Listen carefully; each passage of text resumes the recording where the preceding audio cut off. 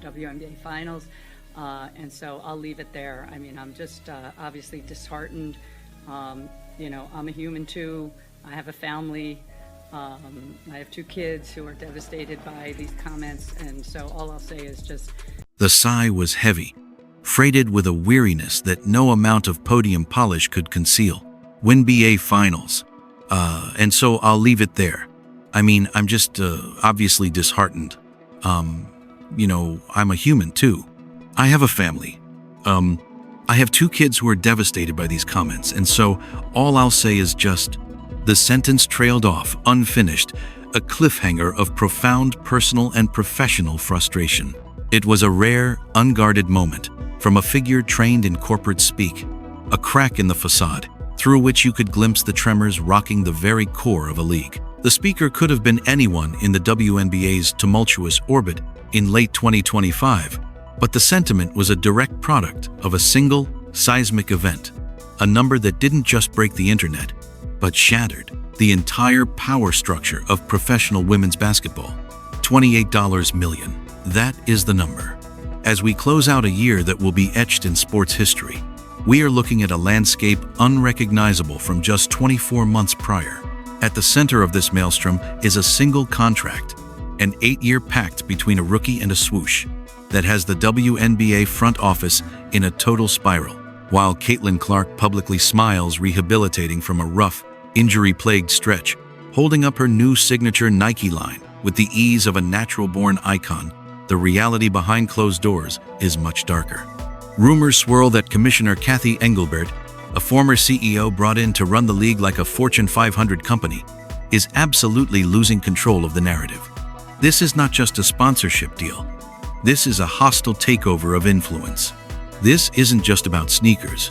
It's about a financial gap, so cavernous it has turned tacit understandings into open rivalries, exposed systemic frailties, and pitted the league's founding principles against its explosive, unforeseen future. We are talking about a player who, in 2025, earned nearly $20 million from sponsorships and endorsements, while the league she plays for paid her a base salary of barely $114,000, a disparity of such magnitude that no professional sport has ever witnessed it. For every dollar the WNBA paid Caitlin Clark, Nike and her partners paid her nearly $200. The commissioner is reportedly furious. The veterans are allegedly resentful, and the power dynamic has not just shifted, it has been flipped upside down, torn from its hinges, and handed to a 22-year-old from Iowa.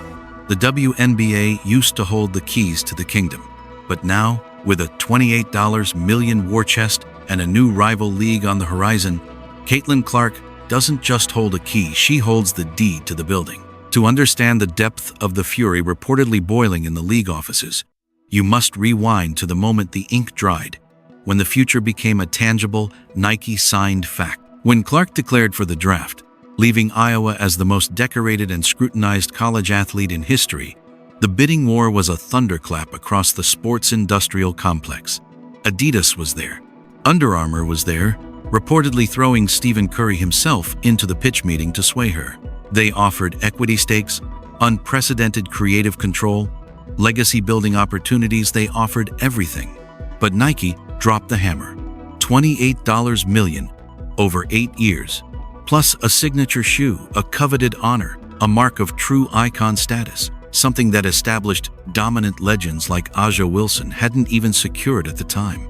It was a deal that reset the market in an instant. But here is the secret that insiders say drove the league office crazy. This deal was bigger than the WNBA itself. In the past, the league controlled the marketing, it controlled the narrative.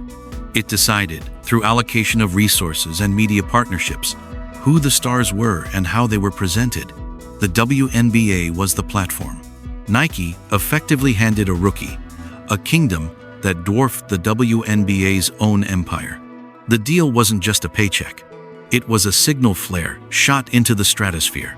It told the world, in terms no one could misunderstand, that the biggest star in the building wasn't the league shield, it was Caitlin. For a front office obsessed with collective success, parity, and brand control principles that had guided the league through its lean survival years. This was a total nightmare. Nike didn't just buy a billboard, they bought direct influence. They bought the ability to market Clark as a global icon, independent of the WNBA schedule, its marketing calendar, or its rules. They created a parallel economy with Clark at its center, and the WNBA was just one tenant. The timing was a masterstroke for Nike and a disaster for the league.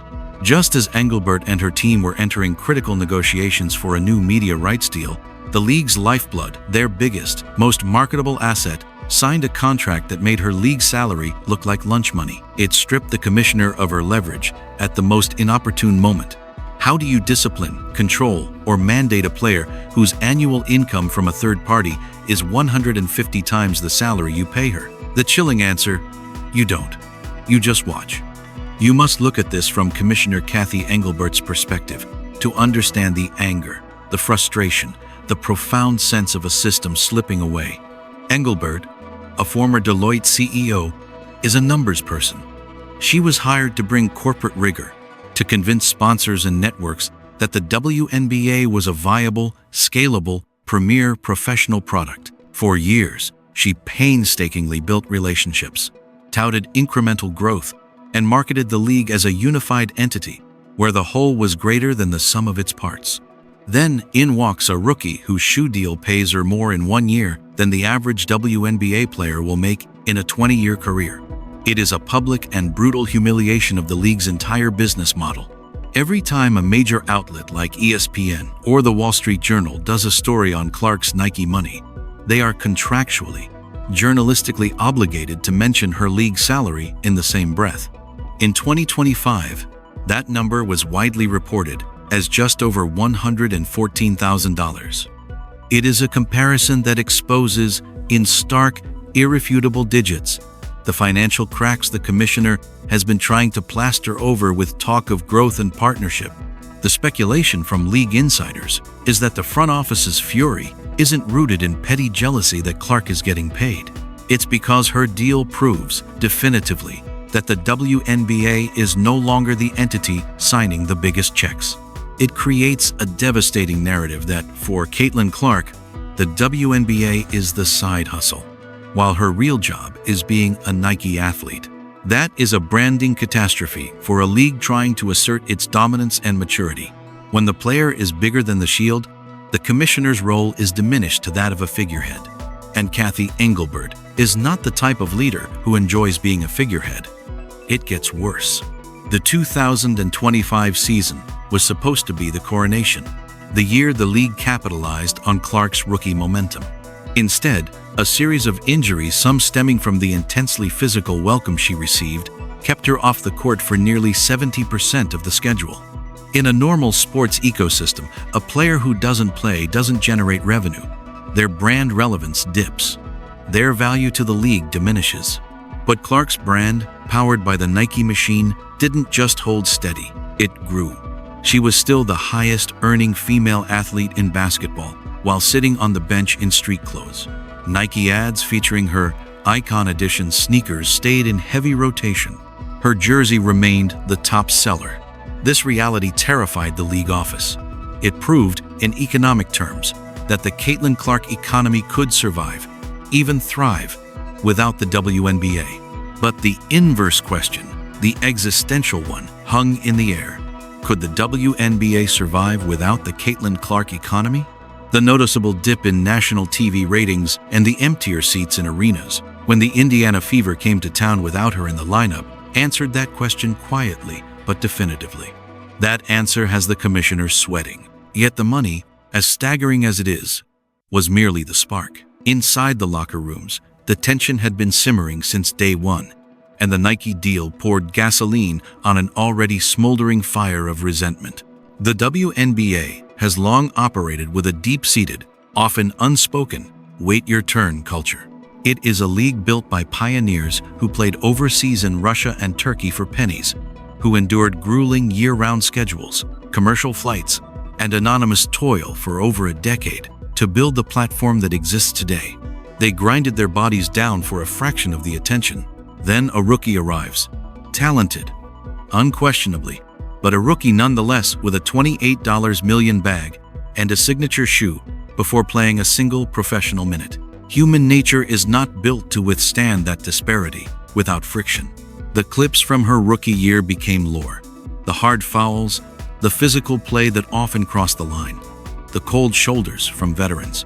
When a legend like Diana Taurasi says, "Reality is coming," it's seen as a rite of passage.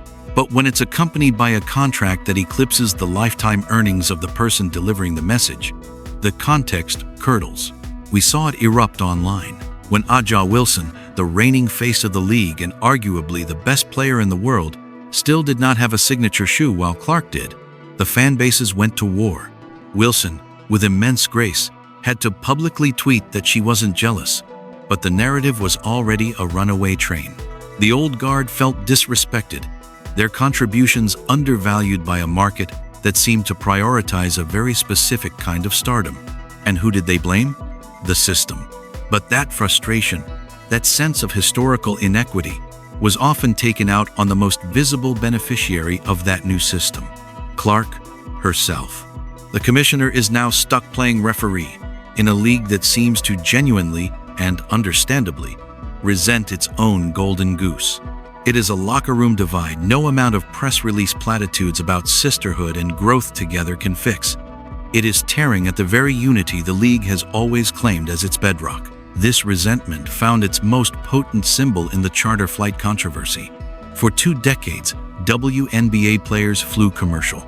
They crammed into economy seats, endured endless delays, and dealt with the exhaustion and security concerns that came with public travel. For years, they begged, pleaded, and negotiated for charter flights.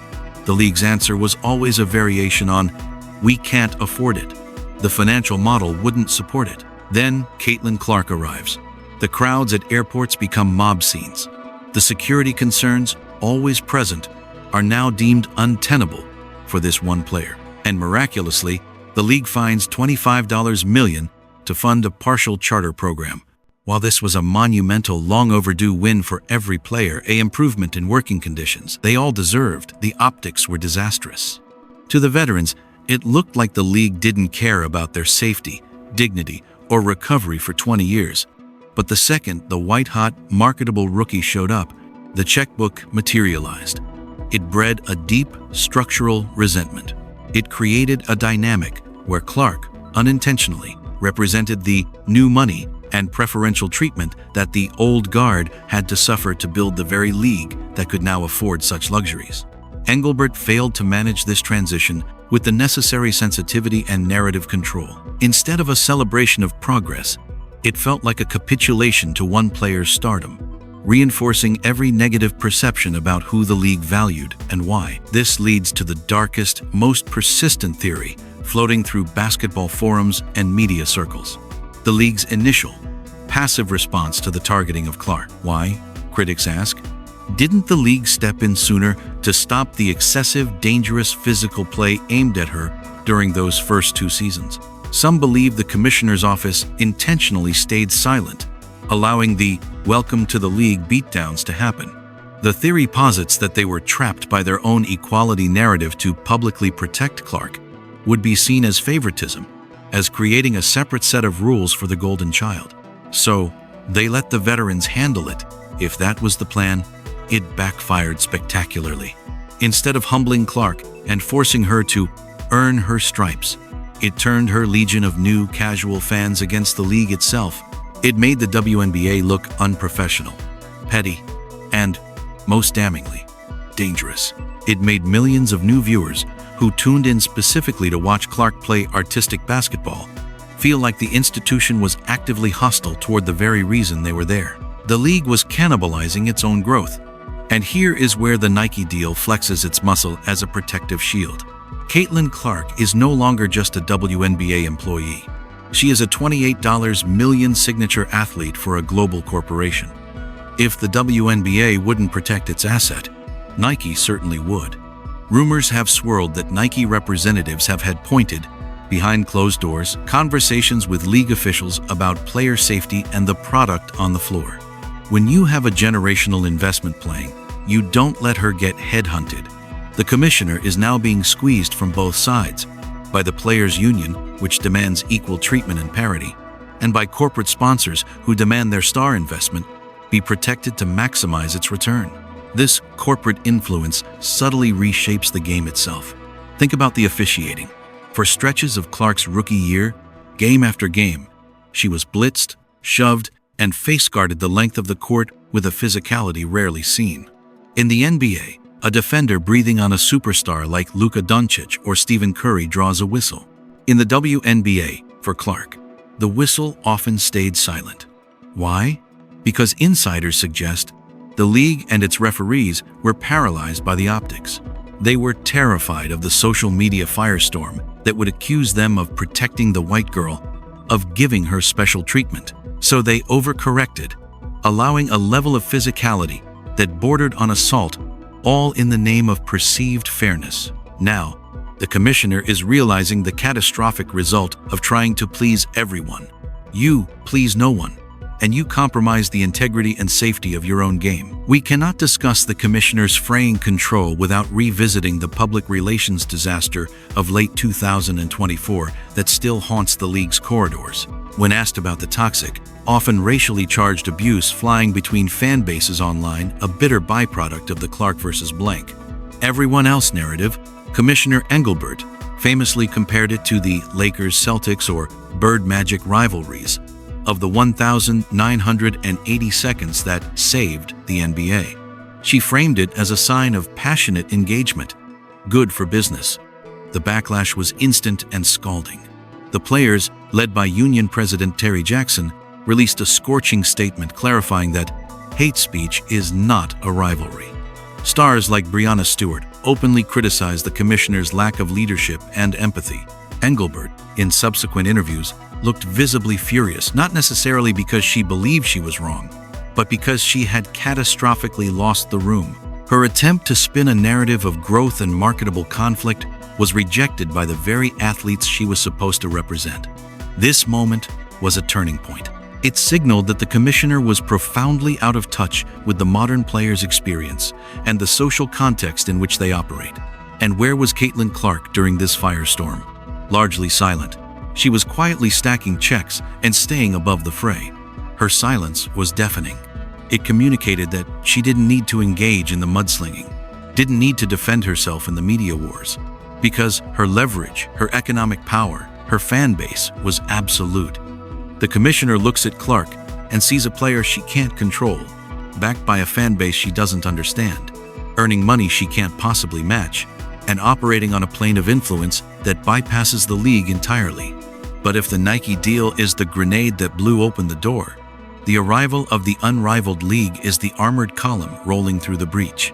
Founded by stars Breanna Stewart and Nafisa Collier, Unrivaled's launch in early 2025 was the final nail in the coffin of the WNBA's monopoly on elite summer women's basketball. It offered what the WNBA had refused or been unable to provide: real money and real equity, immediately. The average salary in Unrivaled's 3-on-3 compressed season was reported to be over $220,000 for 8 weeks of work. Compare that to the WNBA's average of roughly $120,000 for a grinding 5-month season. The math is not just unflattering for the WNBA, it is humiliating. A startup league, in its first year, is paying players nearly double for less than half the time commitment. Caitlin Clark was Unrivaled's white whale. While she didn't jump immediately, opting to focus on her WNBA rehabilitation in 2025, the mere existence of this viable, lucrative option gives her and every other star immense, unprecedented leverage. The equation is simple now. If the WNBA frustrates her, if the culture remains toxic, if the compensation feels insulting, she can go play in Unrivaled for 3 months, make more than her WNBA salary, and spend the rest of the year filming Nike commercials and training on her own terms. The WNBA is no longer the only game in town. The front office knows, with cold certainty, that if Clark ever decides to jump ship either exclusively to a competitor or in a hybrid model, the league's valuation, its TV ratings, and its relevance would tank overnight. The commissioner isn't just fighting for control anymore. She's fighting for the league's very survival in a newly competitive marketplace. Let's crystallize the power shift with the data from 2025. It was a season of what-ifs for the Fever and the league. Clark's injuries limited her to about 30% of the games. In a traditional model, this would have been a disaster for her marketability. Yet, her off-court income increased, from roughly $12 million in endorsements in 2024 to over $16 million in 2025, while she was mostly on the bench. This is what drives the league office to distraction. It completely decouples star power from performance in a way they cannot comprehend or combat. The Clark effect proved to be immune to playtime. Her brand is now a self-sustaining entity, fed by Nike's global marketing apparatus and a fan base devoted to her persona as much as her play. This reality fundamentally alters the upcoming collective bargaining agreement negotiations. The league needs Caitlin Clark on the floor to sell its next media rights deal, to fill arenas, to generate highlights. Caitlin Clark, thanks to Nike, does not need to be on the WNBA floor to be a wealthy, global icon. When one side needs the other desperately, and the other side is largely indifferent, the indifferent side holds all the power. And right now, Clark holds that power absolutely. The media, the very entity the WNBA courted for decades, has become both megaphone and accelerant in this power struggle. The league begged for coverage, for headlines, for SportsCenter top plays. With Clark, they got a 24/7 media cyclone, but it's not the fawning coverage they envisioned. Every hard foul is dissected in 4K slow-mo. Every half-empty arena for a non-Clark game is memed. Every hesitant statement from the commissioner becomes a trending topic. The WNBA wanted the spotlight, but forgot an essential truth. Sunlight is the best disinfectant, but it also reveals every crack in the foundation. The furious commissioner rumors often stem from this unrelenting media pressure. Engelbert is no longer a CEO steering a ship. She is a crisis manager, constantly putting out 5 alarm fires ignited by the very attention she sought. And this media storm has been fueled by an exhausting, often reductive, race war narrative. The constant, facile comparisons between Clark and Angel Reese, the racial undertones of fan debates, the weaponization of identity it has drained players and polluted the discourse. The commissioner's bird versus magic comment was a ham-fisted attempt to commercialize this tension, to package it as a marketable rivalry. The player's furious rejection of that framing showed how badly she misjudged the moment.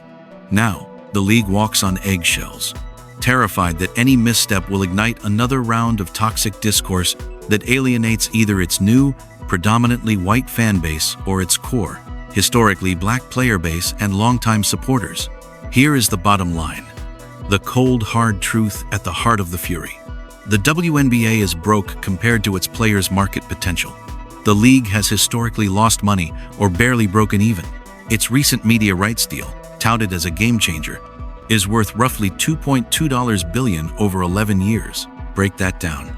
About $200 million per year, to be split among 12 teams, soon 14, covering operations, travel, marketing, staff, and finally, player salaries.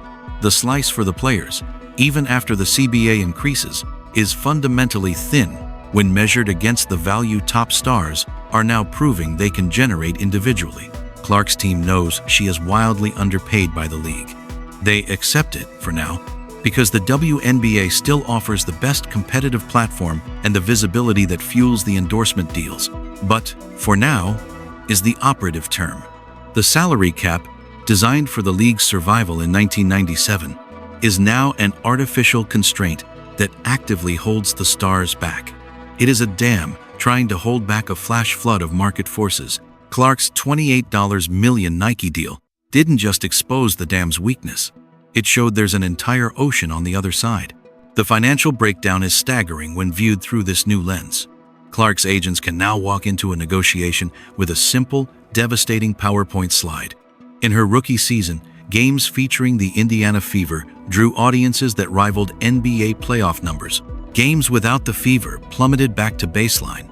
The data suggests she was personally responsible for a majority of the league's massive year-over-year growth. When you have that kind of demonstrable, quantitative leverage, you don't ask for a raise.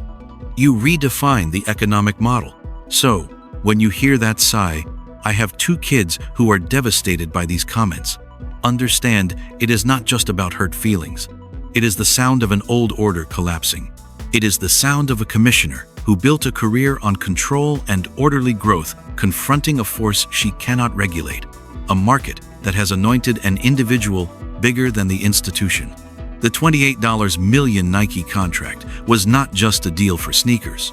It was the tremor that revealed the fault lines. It proved the players, or at least one transcendent player, could build their own kingdom. And in that new kingdom, the league is no longer the sovereign. It is increasingly just another province, waiting to see if the queen will still grace it with her presence. The fury in the front office is the fury of obsolescence, the desperate, scrambling anger of a power structure that has just realized the ground beneath it has permanently shifted. The WNBA will never be the same. The only question left is who will be holding the deed when the dust finally settles.